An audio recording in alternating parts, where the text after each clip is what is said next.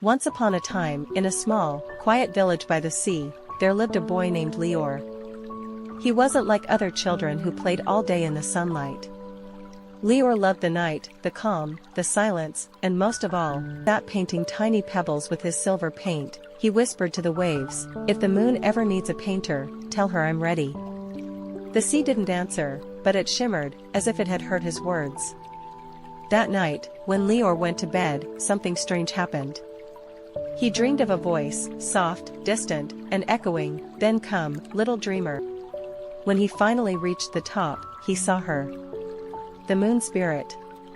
She looked like light wrapped in silk, with eyes full of centuries. She smiled and said, "I've watched you from far below. Every night, you painted pebbles when others dreamed. Now, the moon needs your touch." Leor's heart raced. "But I'm just a boy," he said. "What if I make a mistake?" The moon spirit placed her silver hand over his heart. "The moon doesn't need perfection. She needs kindness." And so, Leor began to paint. Each brushstroke shimmered across the moon's surface, turning dark shadows into glowing light. When he painted, the whole world below lit up softly. Villages, oceans, forests, all bathed in gentle silver calm. For hours he painted, circles, patterns, little shapes that only he could understand. He felt peace like never before. But then, something unexpected happened. A dark cloud rose from the edge of the sky. Black and heavy like ink spilling across a page, the moon spirit's voice trembled, "That is the shadow keeper. He steals light from those who love too much." The cloud swirled closer, whispering cruelly, "Give me your brush, little boy. The world doesn't need more dreamers." Leor felt afraid. The stars dimmed. Even the bridge beneath his feet began to fade. But then he remembered what the moon spirit had said. The moon doesn't need perfection. She needs kindness. So Leor dipped his brush in silver light and painted a smile on the shadow. The shadow stopped. It looked at him, confused. No one had ever been kind to it before. The smile Leor painted began to glow. And slowly, the dark cloud turned to mist, then to silver dust, and finally disappeared into the stars. The moon spirit whispered, "You didn't fight the darkness. You healed it." She touched Leor's forehead, and a small crescent mark appeared there. The sign of the moon painter.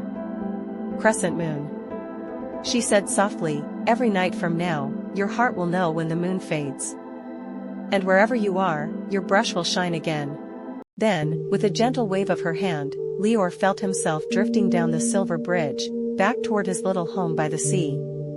He woke up at dawn. The brush was still in his hand. And when he looked at the moon, even in daylight, he saw something only he could see, tiny brushstrokes, glowing faintly in the sunlight.